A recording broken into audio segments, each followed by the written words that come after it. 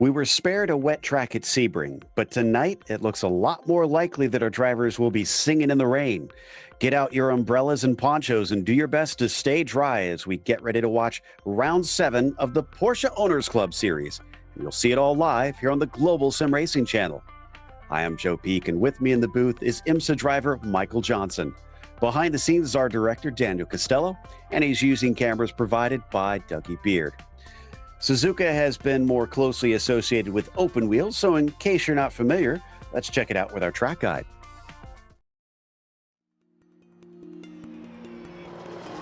Welcome to Suzuka Circuit, perhaps most famous for its hosting of the Formula One Japanese Grand Prix for much of the event's history. This track sees all sorts of racing besides that. In fact, this place began as a test track for Honda, but later proved to be a driver and fan favorite for competitive motorsports as well. The full layout of the Grand Prix course steals the show, but there's actually 5 different versions that can be run on iRacing. With their lap lengths ranging from just over 2 kilometers to nearly 6 kilometers, plenty of different types of cars can suit the track. GT racing and lower-level open wheelers are quite popular, but motorcycles are also a staple here. Some of the corners have become world-renowned over the years. The S's are often cited as one of the great tests of a driver's technical prowess. Then, of course, there's Degner's 1 and 2, which provide very little runoff considering their fast and narrow entry. Later on, the long backstretch leads up to the notorious 130R, which is blindingly fast. The Casio Triangle offers one last chance at an overtake if you're brave, but has been the scene of many drivers clattering into one another over the years. F1 fans will be quick to cite the infamous coming together here between Senna and Prost. However, real-life visitors will find it's more than the racing that provides some viewing pleasures. The unique ways in which the Japanese fans celebrate their favorite cars and drivers certainly capture your attention.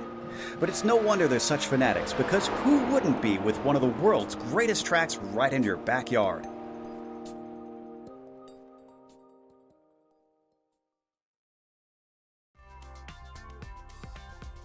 This is a circuit that has seen plenty of wet weather before. 1994 here at Suzuka with F1 definitely comes to mind, Michael. Indeed it does. Now this is probably the most unique track anywhere because it is a figure of 8. Now that brings some really interesting setup choices. You've got the snake, how you're going to get the car going back and forth through there. But with these guys, no setup choices, and they're going to have to take what the setup offers them. Now, I think we're going to see some really interesting passing opportunities going into that double apex turn 1-2 combination right there, and then maybe trying to go down into Casio Triangle. It just depends on how brave they're going to be going through 130R. It is wet, and it's not just wet, it is spray wet. You're going to see rooster tails coming off the back of these cars, and it is nearly impossible to see. Now, trying to take that through 130R and then get up into the braking zone of Casio Triangle is going to take a lot of bravery. Let's call it bravery. How about that? Yeah, I think that's a good way to describe it for this one. Before we get to the bravery, though, let's talk about our sponsors, which includes Porsche. There is no substitute. Find out more at Porsche.com. And Game Changer Wealth, helping you become a game changer with wealth. Contact them today at GameChangerBR.com or at 225-664-2565. As for the championship situation, AJ Roper has definitely been doing a good job with this one. He sits on the front row right now, but he is the highest in the points with Chris Walsh giving chase. He has not attended every race, though, so when we start counting the drop weeks, Chris might actually wind up as our leader later on, because he's certainly been looking like he is hard to beat. Today, with the wetness, maybe we found a bit of a weakness for him because he's only in 3rd currently. We'll talk about that in a bit. Sagar Dhawan, who has not shown up the last couple of races, unfortunately, will not be joining us for this one either. But hopefully we will see him back because he's coming off of a championship and would like to probably defend that crown. As Dylan Scott, who has also been looking strong today, finds himself 4th in the points. A win here today will do him no harm towards potentially being a serious threat for the title this season. From there on down, it gets very, very tight between Jad Duncan, Bolton, PJ Fulton, Rondeau, Heindel, and a bit of a gap down to Brown with his place in 10th. Well, it is back to the traditional format for this series. Let's take a look at the race length for this one. This is going to be a 30-minute race. It's round 7 out of 13. As I mentioned before, everyone in the Porsche 911 GT3R, the 992 version of that car, with a fixed setup. Now, they are racing with the absolute full fuel. So these cars are pretty heavy on the front end at the beginning of the race, and they'll burn about half, just beyond half of that fuel throughout the race. So the front end gets a little bit lighter, and the handling characteristics of the car change pretty dramatically. So I think we're going to see some interesting choices through the race of how people try to place these cars on the track. Well, right now the cars are pretty much all placed on track because it's been wet and they've been trying to find the quickest line through it here in the first rain race that we've ever had for the POC. And so far, it's actually going to Dylan Scott with the quickest lap time of a 2:15.9 over AJ Roper, who is in second. Chris Walsh gets bumped down into third, even at this stage. This kind of surprises me with how quick Chris Walsh has been in the past, Michael. Well, yeah, it does surprise me as well, but the way a wet track evolves and the constant hunt for where the traction is, you cannot be on the traditional race line on a track that's as rubbered in as this one is, as old of a track as this one is, because that's not where the traction is. Even when you're putting the throttle down, you're not getting traction there. You just end up spinning or kicking into a little bit of traction control, more so than someone who is offline. So being offline for what you would think in the dry, as we noticed there, Dylan Scott coming in, he was significantly offline. He was about a car width and a half off the normal line you would want to go through there. And he had really good braking control as he comes around. But hey, look at that. Chris Walsh not taking this line down. 2:15.677, puts himself back on the top of the tree. And that is going to be huge for Chris if he can have that advantage at the start, because you can see you do have a fair bit of spray coming off of these vehicles. And when they all hit the line at the initial green, it is going to be just a cloud of mist that obscures the vast majority of the field. With only 30 seconds left to try and start a new lap, it looks like they're under the gun to try and get a good one completed. In fact, Will Castillo and Jeff Shulam might be our last two to be able to start a new lap, as here is AJ Roper currently coming around through the S's for the final time. And right now, Dylan Scott is in the better position. It seems weird, but being in second position, you are on the inside for the start of this race. And since there is no advantage to being on the pole, actually, no, I got them backwards. So Dylan Scott is in a bad position. I thought they flipped him on this so that the inside, but no, whoever's on the inside, and that's going to be Chris Walsh. Chris Walsh is going to have the best position. It's going to be really difficult for Dylan Scott to get the traction coming off there, as we watch Larry Haas doing a little bit of a drift show for us, trying to get that car through the Casio Triangle. Gotta watch out for those curbs. They're going to be slippery with that paint.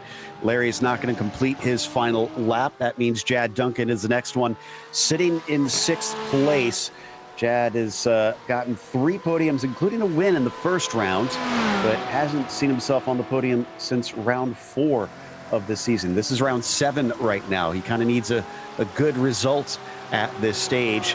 And the other thing to watch out for is the rain seems to be coming down decently at this stage, but from our information, it's looking like it's going to quit pretty soon, or at least taper off significantly.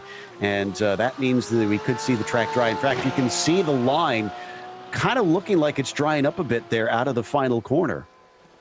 Yeah, there's a little bit of standing water still on the track as we watch Dustin Heindel go through there and clean up some of that water. And it's kind of a rule as a racer, if you've got the opportunity to push some of that water out, you go ahead and do it. But you can't always make it happen, especially if you're trying to push a good lap, which he is way off of his fastest lap. That was a 2:18. His better lap was a 2:16. Now, like you were saying, it looks like we are getting close to the end of this rain. We don't know if it's going to pick up or not, but I think it's going to be a wet start, and everyone's going to want to be starting on those wet tires. Who is going to be the brave one to dive in first and get the dry tires, as we watch Jeff Schulam here trying to finish his lap and improve on his 2:18, which he just missed it. He's about a tenth or so off. Yeah, he's our last driver able to set a time. So that is going to be it for our qualifying. And that means that our grid is set. As you can see, Chris down in pit lane, having stolen that pole away from Dylan Scott here at the last moment. Still getting little sprinkles all around this circuit. We'll see if it does dry or if it'll continue to wet the surface of this circuit throughout the race. If it dries, this is a series that sees pit stops in the endurance races, but not usually in these 30-minute sprints. So that's going to be fascinating, Michael, to see who can manage that well. It is going to be a challenge, and I think it really comes down to a little bit of luck, to be honest. There's the chance that this rain is going to taper off and see what happens there. But really, a lot of this comes down to luck. And there we go. That was a beautiful shot right there. You were able to see what you were talking about before with that dry line starting to re-dry. Yeah, that was just in that final corner. I've been kind of keeping an eye out, and I didn't see it anywhere else. But it looks like our grid is set. So Chris Walsh will be on the pole today with Dylan Scott standing next to him at the beginning. AJ Roper will start in P3, and then Dustin Heindel will be P4. After that, it is Jad Duncan starting 5th today. Ezra Kelderman will be P6, and then Mark Rondeau on the inside of row 4 and 7th. Michael Bolton on his outside in 8th. BJ Fulton starts 9th, and then Ian Roche rounds out the top 10. Michael? P11, we're going to have Will Castillo, who did not, Jeff Schulam with Larry Haas alongside him. John Momeyer in 13th. Will Castillo is 14th with Adam Abrams 15th, but I don't think he set a time. All right, we'll see if we get everybody lined up, as they have not advanced the time forward. It's still 3 p.m. here at this stage, so we've still got 100% rain, which means it's definitely raining right now. But I'm looking at the radar, and it definitely looks like the clouds are set to clear up, and we're going to lose our rain pretty soon. So maybe a few minutes into this race, we stop seeing liquid come from the sky, and we see drivers start to pay attention to when the track is in the right position to make it dry tire worthy. Or will it actually hit that point? We'll wait and see. Everybody with those wipers on now, and it's going to be very difficult to see in a moment coming down this main straight into a tricky first and second corner. They're going to be led by Chris Walsh in that number 104 with Dylan Scott round the outside, watching closely. They get a little spread out there at the front of the field. I wonder, some of them may be doing that intentionally to get themselves some visibility at the start of the race, waiting for the call of the green flag. It comes far down the front straightaway for these rolling starts, and there it is. Green flag is out. Oh my goodness, not going anywhere there for our front row starter, Dylan Scott. What happened as he plunges towards the bottom? Chris Walsh goes off course here into the first corner. He's going to come back onto the racing line, but he's going to spin as around the outside goes AJ Roper.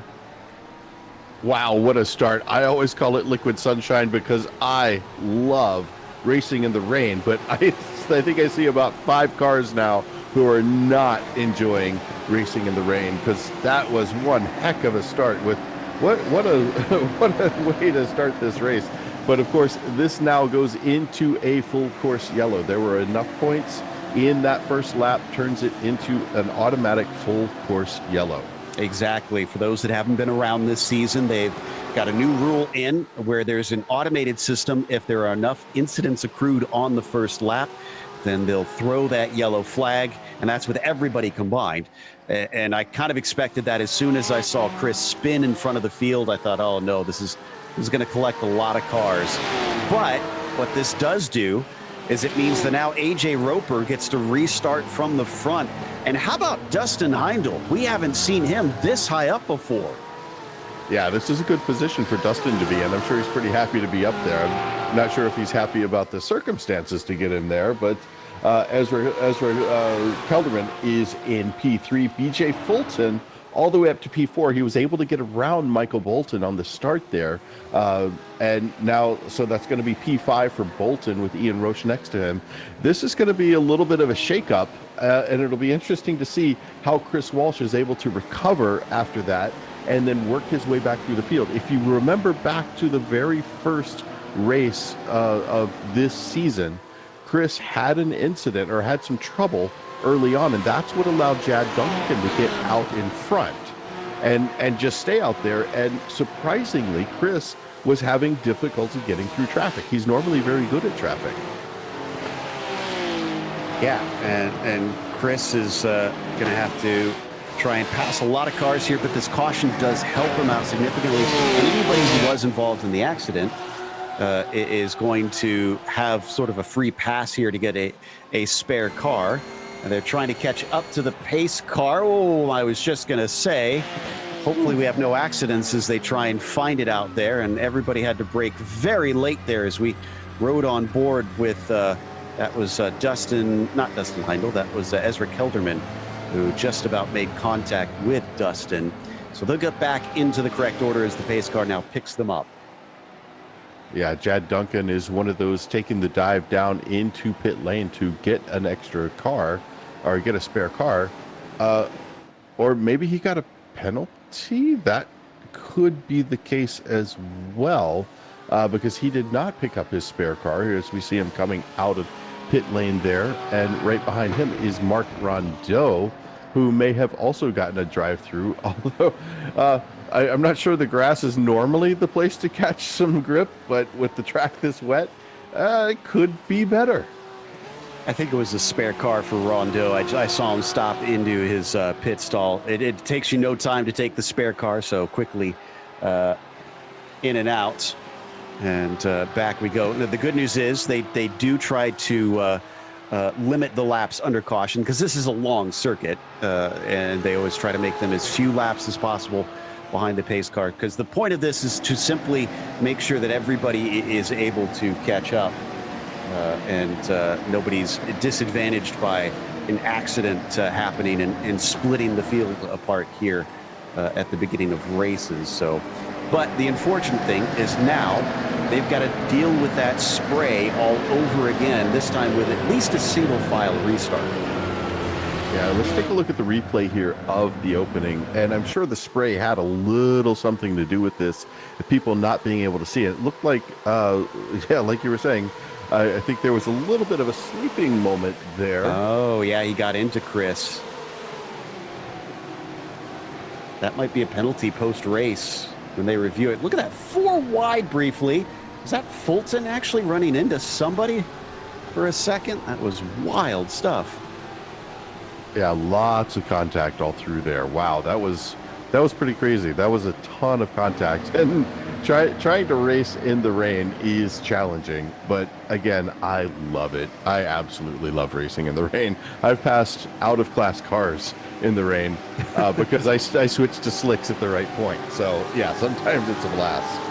And apologies to BJ. It looks like that was actually Dylan Scott who made the contact, who lost his connection. So he might have actually ran into people just because he couldn't see what was going on in that moment. Sad to see that he's lost that connection as the drivers now come down along the back stretch, checking to see if we've got those lights out on the pace car at this stage. No, it looks like lights are still on. So I wonder if they're going to wait to see if Dylan can reconnect.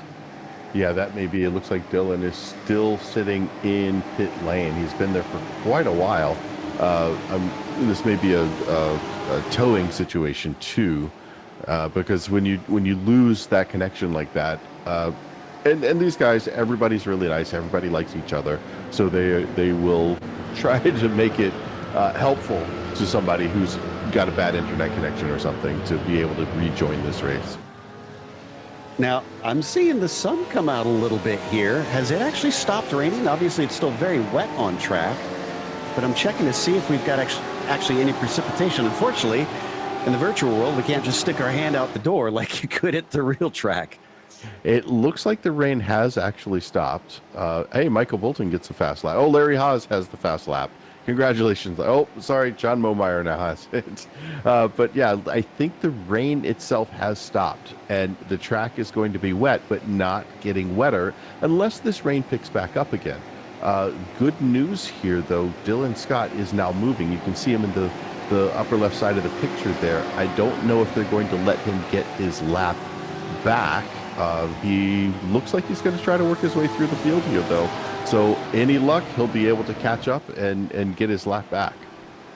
Yeah, I can confirm I'm seeing 0% rain right now, so that would mean it has officially stopped. Although, well, that's not saying the same thing there for Dustin Hindlings. Although that could be some of that spray coming up in front of him that's causing that. Yeah, I think that's still spray off the track there. It's going to be spraying for quite a bit. There's a ton of standing water all over this track, and you see how they're just avoiding those apexes and trying to stay off the traditional line here and try to I guess lift the water up off the track. Once it's spraying, then it's in the air, and it generally works its way out to the grassy areas to the side. Dylan Scott, you saw going by, is getting the road course version of the Lucky Dog here. He's been waved on through and is trying to catch back up to the fields. He'll have to hustle, though. Oh, and he is hustling. He's gone off a couple of times. I noticed that as well. It might be pushing just a little too hard, unfortunately. But he'll at least be able to get back on the lead lap. In fact, he is now on the lead lap and just has to try and make this up as the pace car kind of just heading around it. I think somewhere in the realm of about 50 miles an hour here today. So should be able to at least get half a lap back if he doesn't spin the car going off on the AstroTurf there. I know, it's a little more entertaining to watch Dylan Scott try to make up his lap here and catch up to the back of the field. I'm pretty sure he's going to lift here through 130R, though, because you've got no traction. But where is AJ Roper right now? Our leader, right behind the pace car. The lights are out on the pace car, and it looks like they are going through. Is this? Yes. Where are we here? We're at Spoon, so they're going to get the green next time by. And poor Dylan Scott is just coming to the start-finish line right now. So yeah, I think I was right that it's going to be about half a lap that he can make up before we'll get going. Ian Roche, this is kind of cool, giving us almost looks like he's attached a GoPro to his head or something. I like the look. This is pretty cool. This is a nice one. Pointed a little bit high. Yeah, I think he might be in VR. Yeah, it looks like it is. This doesn't look like it's inside the car itself, because that looks like real lights up there. Yeah, it looks like real lights, and I can see a bezel on there. But it does look like he's got a camera attached to his head. That's kind of cool. I haven't seen that before. Thanks, Ian. That was a great view for us. Thanks a lot. Yeah, at least of the top half of the windscreen. But it's hard to try to angle those things sometimes. Dylan Scott. But look who's catching up. He's catching the field. Can he catch him? Oh, no. He's at the cross. So the figure 8. Oh, yeah. He's at Here we go. 8. Here we go. We're going to restart this race. AJ Roper is free from the pace car, and he is going to try and jump away from the field. Will he be able to try and use this to his advantage? Will he have the pace? Green flag is out as they start to pick up, and the spray once again rises into the air. Looking back from AJ Roper at the field, round the outside. Heindel briefly thinks about it, and for the second time, Chris Walsh is to the inside and spinning in almost the exact same way. Oh, poor Chris. That is just heartbreaking. He's such a good racer. I'm surprised to see that happen to him on two race laps in a row. So yeah, that's tough for Chris. If anybody can fight his way back through there you see him just in the frame. He's a talented driver, so I expect him to be able to make up at least a few positions, if not find his way back up close to the top of the podium. Jad Duncan also experiencing just how tough this can be coming into the S's. Now this time though, remember Chris got tipped the first time. He had some help. This time, all on his own. Maybe he needed somebody to tip him back into the right direction that time. And here's Dylan Scott starting the lap. So we'll see if he's able to catch up to anybody. With the rain, there's no telling. If you just catch everything lucky and you find every bit of grip out there, you could catch up to everybody else if they are exceedingly unlucky.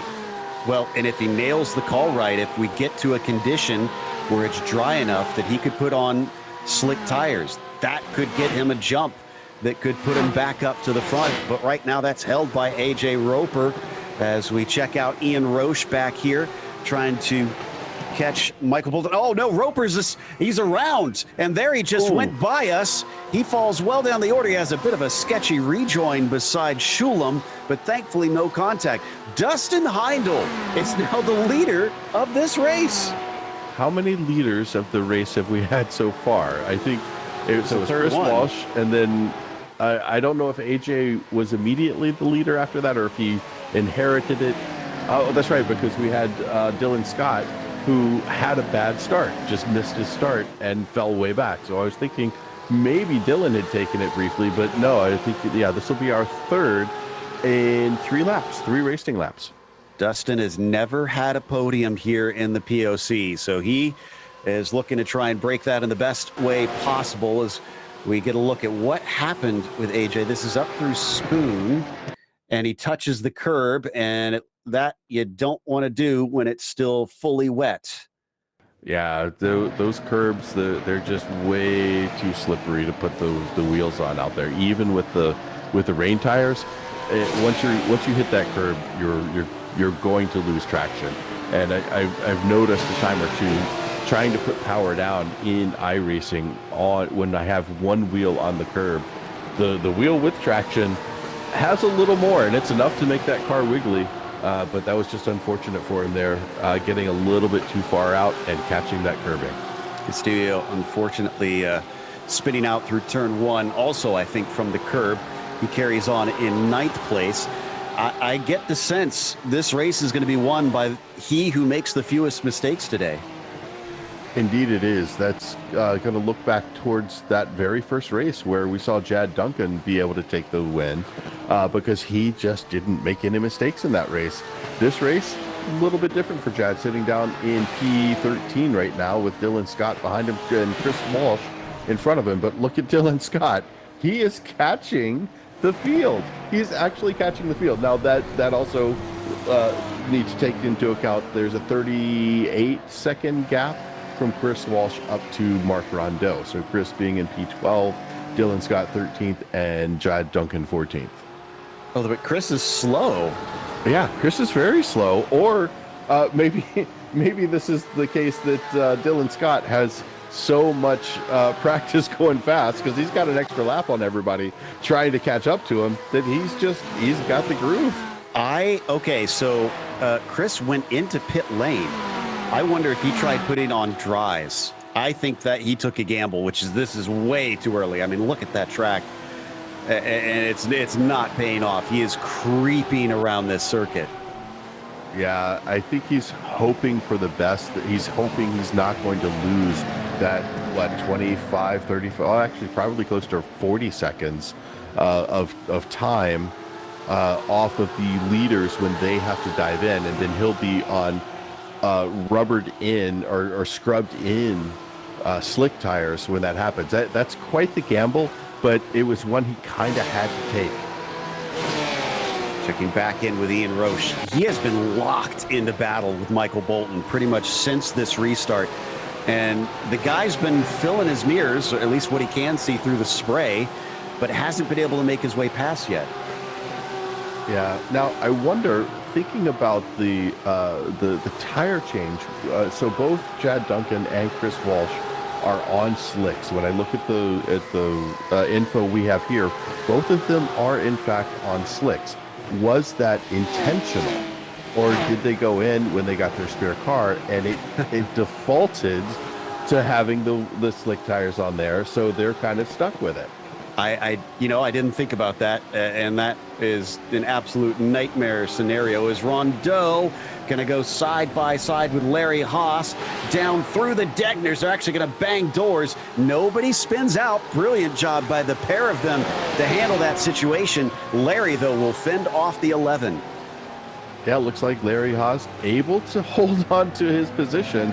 He's having a good time. I don't know that he's had many chances to race that hard against Rondeau. Now, Mark Rondeau, really good racer. Like I said before, he's out there every single night. He shows up, he learns the track, he improves by a second one day, another second the next day, and then he goes into the 10th, and he just keeps getting better and better as we watch Will Castillo looking like he's trying to cut up underneath John Momeyer there, putting Will Castillo up into P10. I'm impressed with the way that Will's been running this one, up 4 from where he started. Oh, and AJ Roper makes an ambitious move on Ian Roche and gets rebuffed big time up and over the curbs. Yeah, AJ wanting to get back to the front of the field. He's got to get around Bolton and Roche now, though, but that is a tall order. I have worked with Michael Bolton quite a bit, and he has gotten good at defense. He's gotten very good at defense. He knows how to drive his mirrors without driving his mirrors. It's a little weird to explain, especially when we're trying to watch this race go on. But here look at Larry Haas. Man, he's really cutting it hard. But Ian Roche just sitting right up under the wing of Michael Bolton here. And I don't know if Bolton is trying to spray as much as he can up into Ian Roche's window.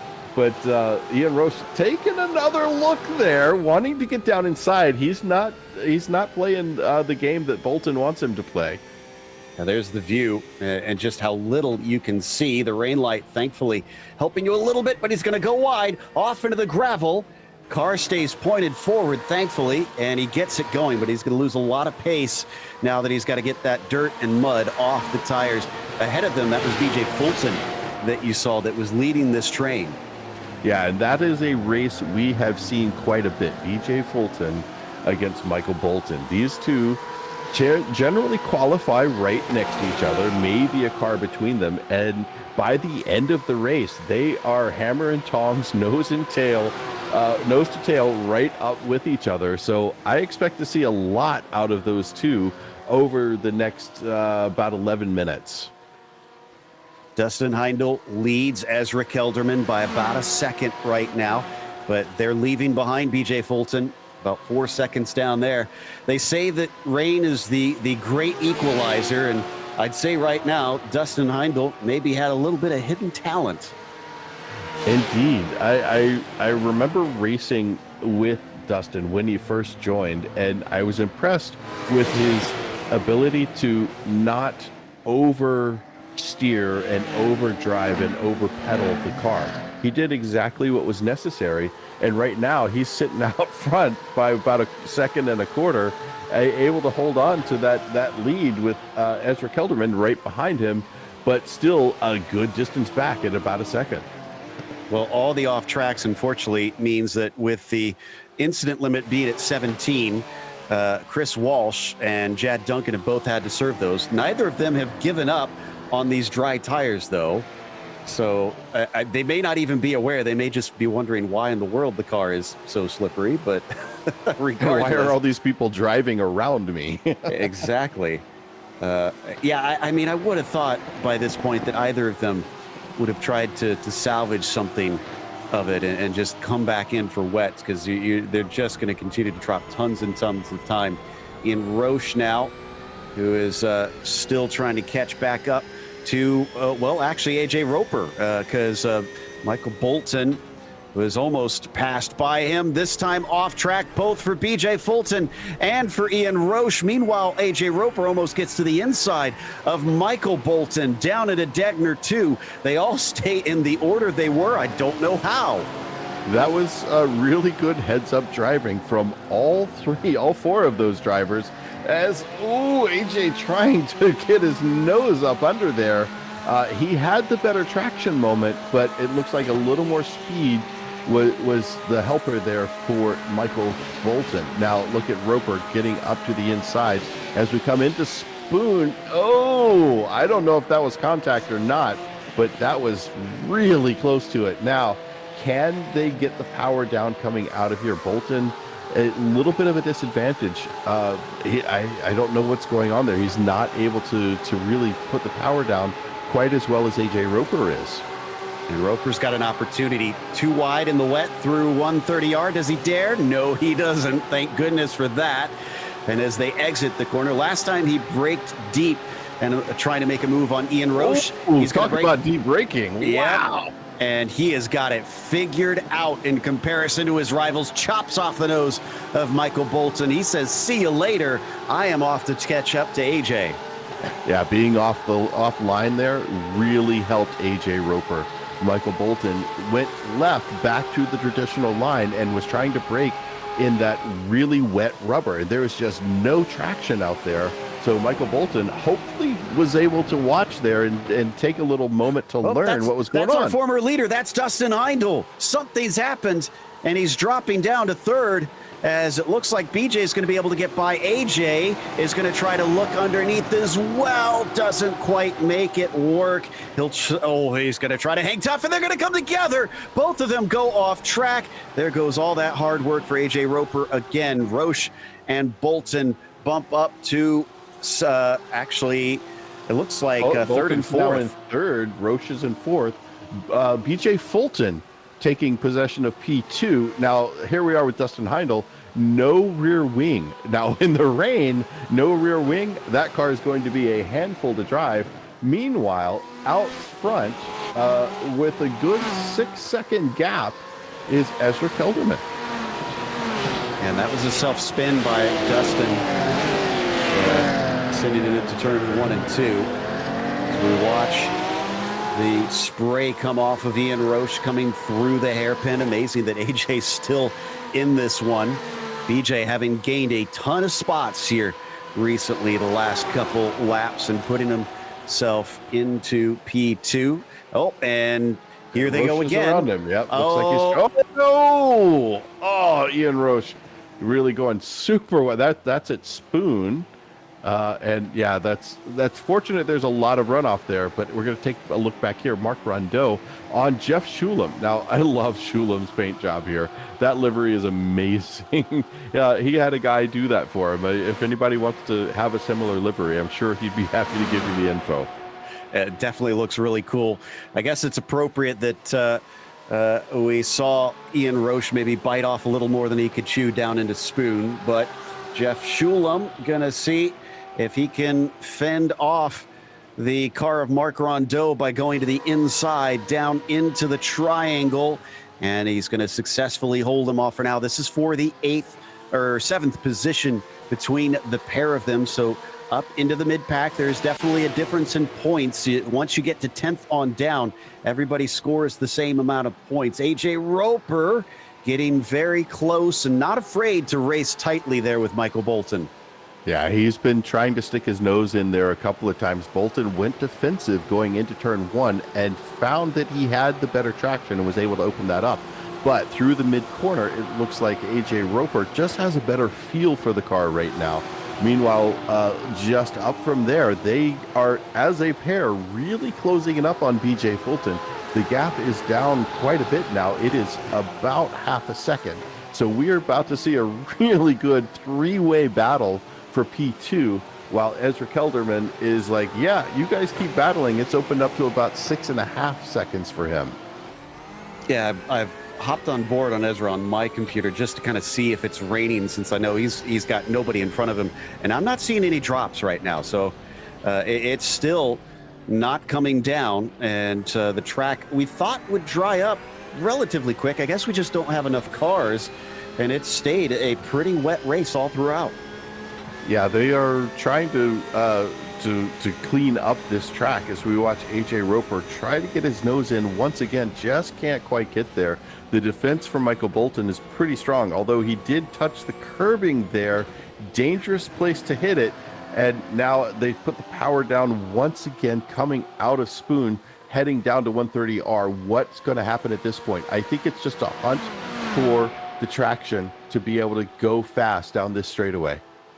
And to give you an idea of how much time they're losing in this fight, the last lap alone, there was 1.3 seconds difference between Ezra and BJ Fulton. This is the favorite spot of AJ Roper. This time, though, he's going to have to go the long way around the first apex. And he says, fine, I'll do it that way as well, as he moves himself onto the podium. Yeah, AJ seems to be able to go any which way he wants going into Casio Triangle. He's passed inside, he's passed outside. And meanwhile, BJ, I'm not sure what he's doing, just cleaning off the track, I guess. Maybe looking to keep the tires cooler, because you can try to search for that moisture as well, and not tear up the treads if you feel like it's getting just a bit dry. Now, what do you think happens without a rear wing through 130R? Tell me, Michael. I think it's going to be a nice date with the wall. And, yep, there we go, sliding right through there, and boom. I wonder if he knows he's missing that rear wing. He might not have known. Yeah. Well, I mean, he could feel something wrong, but he might not know why. And it looks like that experiment went horribly awry for Dexter this time. So, meanwhile, BJ Fulton and AJ Roper, the initial names are still going at it. We're looking at Mark Rondeau, but I can tell you it's a side-by-side for second right now. Farther up the field, they're going to put a lap on Jad Duncan, who pulls out of the way. Yeah, Jad Duncan still on those slick tires. He and Chris Walsh both on slick tires with quite a gap. Jad Duncan 2 laps down, and Chris Walsh still 1 lap down. Meanwhile, Ezra Kelderman still out front. As we take a look here at Dylan Scott, had that really tough start of the race. He is up to 11th, pushing up here onto Will Castillo. Now, Will, we saw making some really good moves earlier on. But it looks like Dylan Scott's going to have another plan in effect for him. Goes through the inside. I don't think... Oh, that was a bit of a corner cut there from Will. I'm checking. He doesn't have a slowdown, so I guess he didn't cut enough of it off. And he'll be able to hold on to it at least for now. Oh, BJ Fulton, who was in second place, falls all the way down into 4th as AJ Roper takes that spot from him. Has a 5-second gap with a minute left. In fact, this should be what? Yeah, this is 1 to go now, because Ezra just crossed the line. There he is. Yeah, Ezra coming back. I think they're finding traction over there closer to the pit wall. That's why they keep dumping down over to that right side.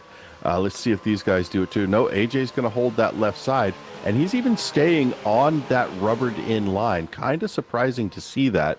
But meanwhile, if we take a look at who is this, is going to be Ian Roche here. Also staying out wide. I wonder if they're starting to get traction out there, if the track is starting to dry out for the end of the race. Yeah, maybe just a bit. I mean, you can see the difference in line there as the shine from the sun coming off of it shows kind of where maybe it's drying a tad in comparison. A few puddles around still spotted on the track, as you'd expect with how heavy it had been raining for so long. And poor Jeffrey Shulam is still having to try and defend from Mark Rondeau, even on this final lap. So far, so good, though. Yeah, so far, so good. About 6 seconds left here. Rondeau closing up on Shulam, but Shulam is defending his life right now. He wants to hold on to that position. He is currently in 6th, with Rondeau not wanting to settle for 7th. Ooh, side by side coming off of the Degners. This is going to be difficult into the braking zone, but looks like Rondeau's not going to push the issue as Shulam will take it back. He'll break deep into that hairpin. No dice. He'll have to try again a little bit later, but he has few opportunities left. As you can see, Ezra Kelderman coming up the backstretch. Just a few more to go. Yeah, Ezra making his way, looks like 130R here as he comes up to what would now be a braking zone with it still wet. Although I'm seeing some dry patches as he goes past Chris Walsh there. Chris just kind of staying out of the way. It's not dry enough for those slicks yet. So Chris just trying to hold on for dear life.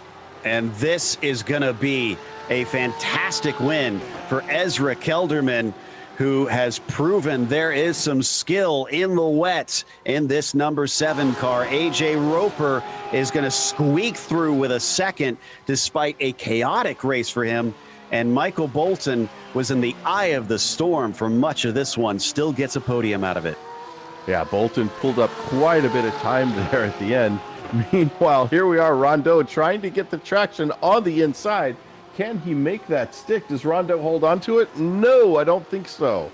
No, remember that finish line is early off of that final corner, so they were already across, and there was about a tenth of a second between them. Meanwhile, Dylan Scott, how high could he manage to climb? Well, about 9th place. That's Jad Duncan, who's a lap down, and I thought he was going to make contact, almost more contact between himself and Momeyer as he tries to stay out of the way of these drivers. So only 9th place for the 08, unfortunately, and only 11 cars on the lead lap of our 14 starters.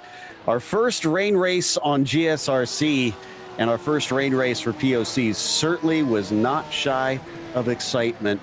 We'll talk about a bit of it, as well as have driver interviews and the unofficial results here after the break.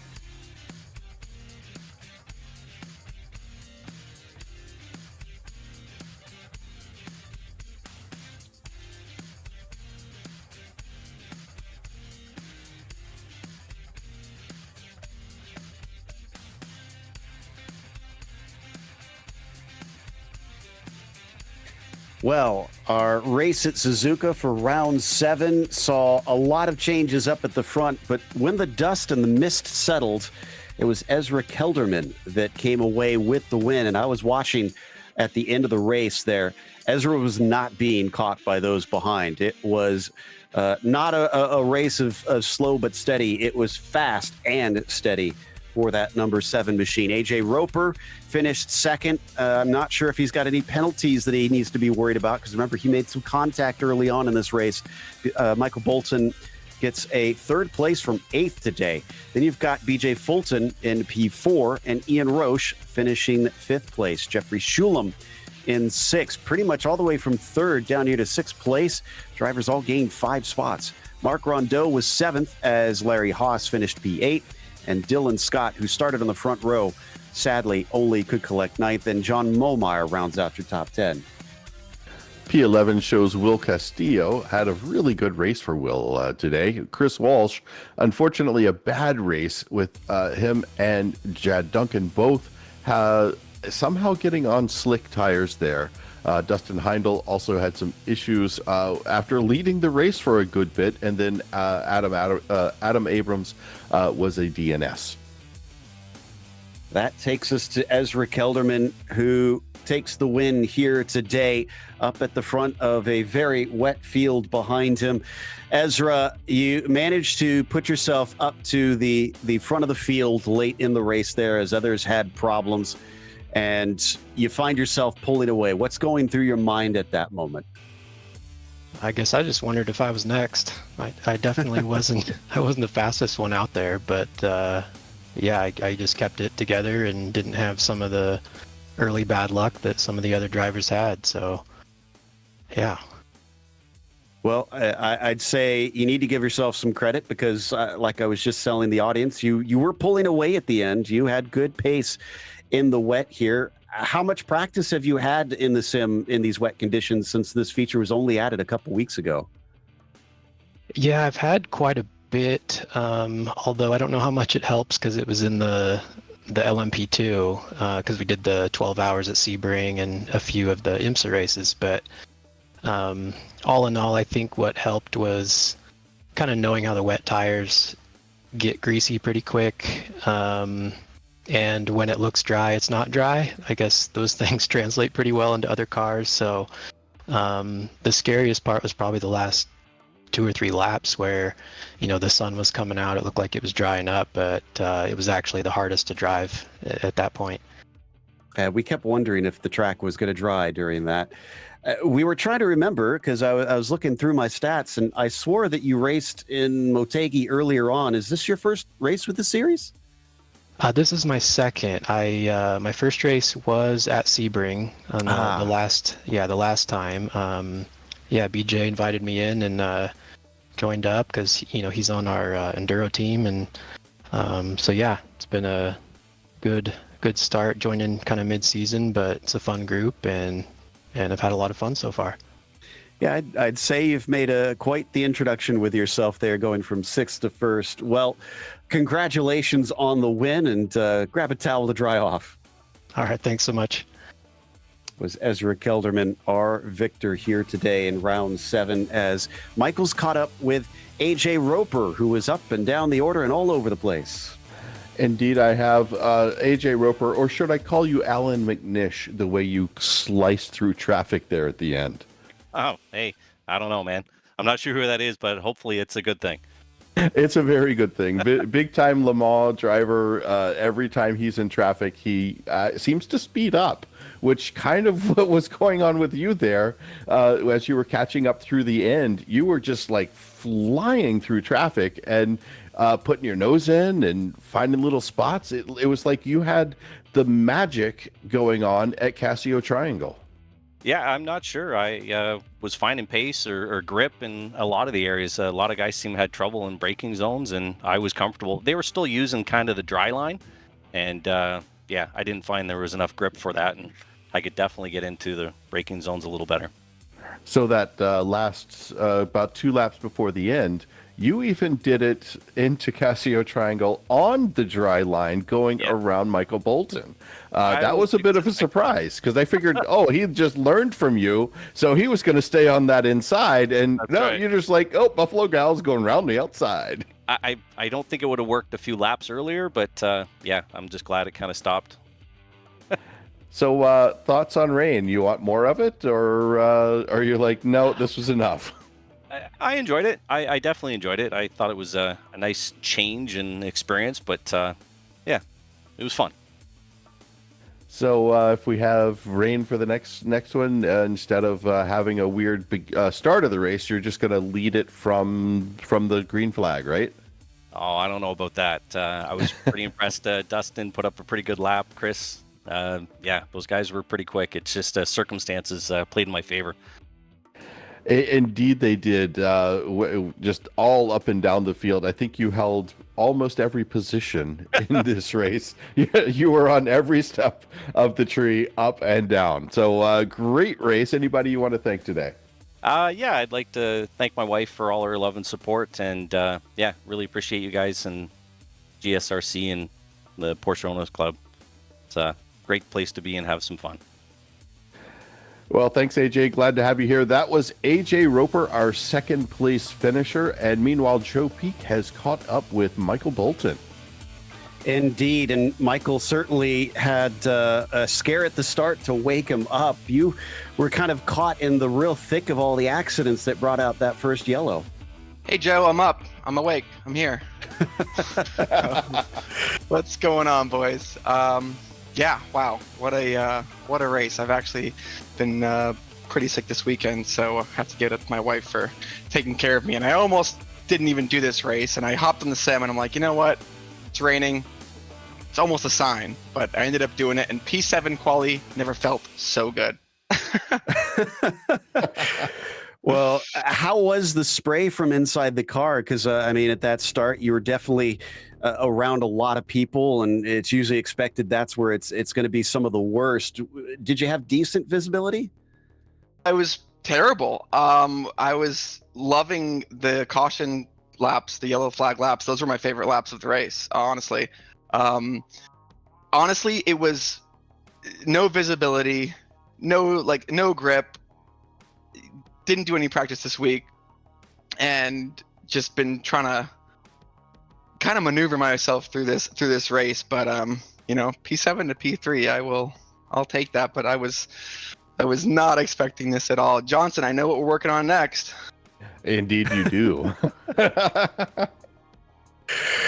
Well, I mean, we knew that it was probably going to be a wet one here at Suzuka. There was a lot of predictions for that. Mosport, from what I remember hearing and seeing on the Discord, is going to be a little bit drier. Do you see yourself still faring well there? Because that's a place that kind of rewards drivers that know how to keep it on the island.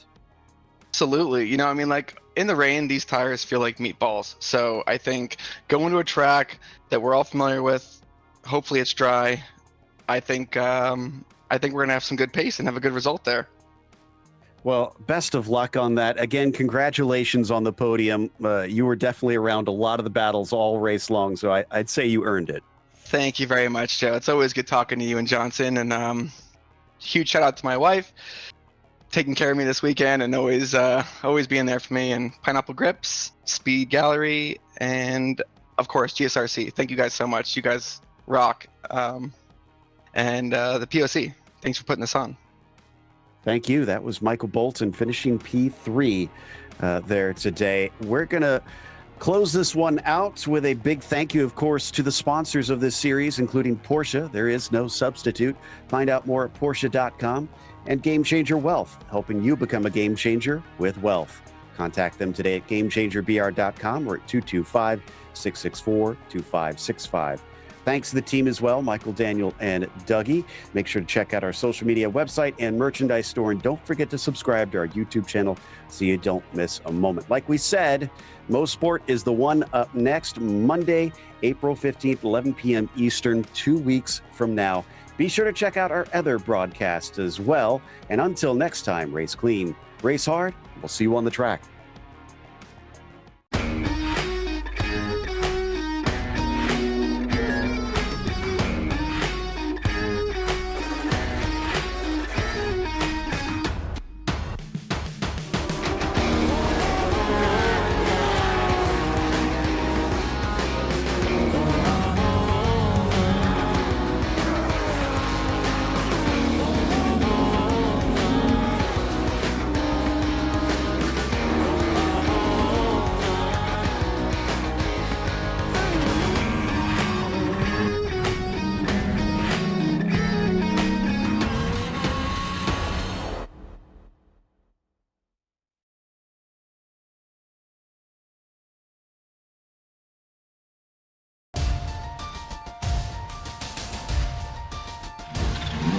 Wow.